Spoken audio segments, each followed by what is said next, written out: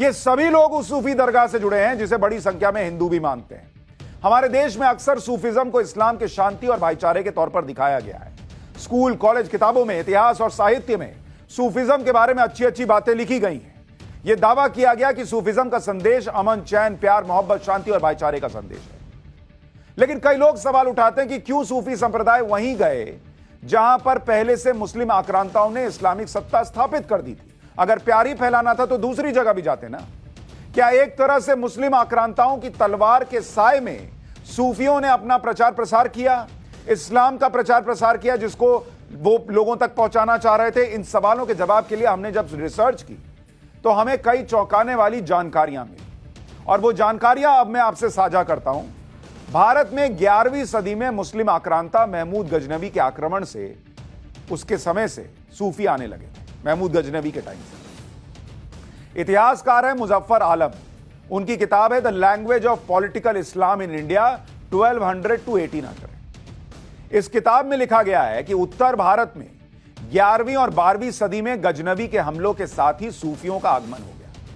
13वीं सदी में जब सल्तनत स्थापित हो गई तो सूफी सिलसिलों ने विस्तार किया। वो स्थानीय हिंदू धर्म और अपने बीच समानताएं ढूंढने लगे।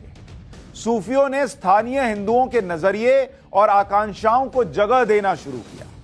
बहुत से सूफियों ने भारतीय संतों, योगियों और भक्तों से संवाद शुरू किया जिससे एक समान आधार तैयार किया जा सके, एक जमीन तैयार की जा सके जिसमें लोग बैठकर इस्लाम में क्या है यह सुन तो सके।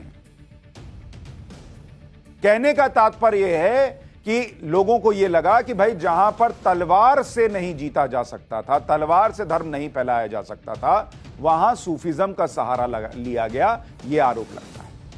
साहित्यकार और लेखक सुधीश पचौरी ने अपनी किताब तीसरी परंपरा की खोज में इतिहास की कई किताबों और बयानों के आधार पर लिखा कि मध्यकाल के इतिहास ग्रंथों में सूफी कवियों की छवि ठीक वैसी नजर नहीं आती जैसा कि हिंदी साहित्य के इतिहास में नजर आती है। साहित्य के इतिहास में वो सिर्फ कवि हैं, हिंदी साहित्य के, जबकि इतिहास के ग्रंथों में वो इस्लाम के प्रचारक के तौर पर सामने आते हैं। सूफी लोग सुल्तानों के साथ आते थे, उनका काम इस्लाम का प्रचार करना होता था।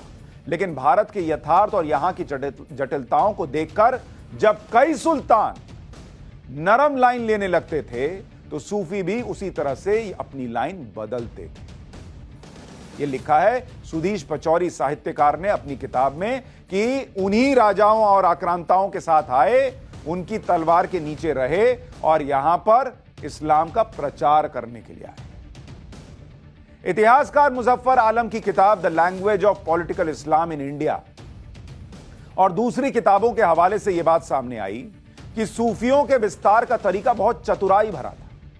ये लोग इस्लामिक धर्मगुरुओं से अलग तरीके से काम करते थे, लेकिन दोनों का उद्देश्य एक होता था। जिन इलाकों को मुस्लिम आक्रांता जीतता था, उन इलाकों में इस्लाम को सूफी मजबूत करते जाते थे। इसके लिए सूफी भारत के धार्मिक और आध्यात्मिक गुरुओं से संवाद करते, उनकी बातों को अपनी रचनाओं में शामिल कर लेते और यह सब इस्लाम के प्रचार प्रसार में काम आती थी। भारत में तुगलक सुल्तानों के समय में एक इतिहासकार था जियाउद्दीन बर्नी। उसकी किताबों के हवाले से बताया जाता है कि कुतुबुद्दीन ऐबक के बाद सुल्तान बने इल्तुतमिश के समय इस्लामिक धर्मगुरुओं ने शरिया लागू करने की मांग की थी और यह कहा था कि हिंदुओं को इस्लाम चुनने या मौत चुनने का विकल्प दिया जाए। तो सुल्तान इल्तुतमिश ने इस मांग को टाल दिया था क्योंकि उसे डर था कि कहीं इससे हिंदू जनता एकजुट ना हो जाए, क्योंकि उसने हिंदुस्तान को अभी जीता है और शरिया लागू करने से बहुसंख्यक हिंदू विद्रोह कर सकते थे।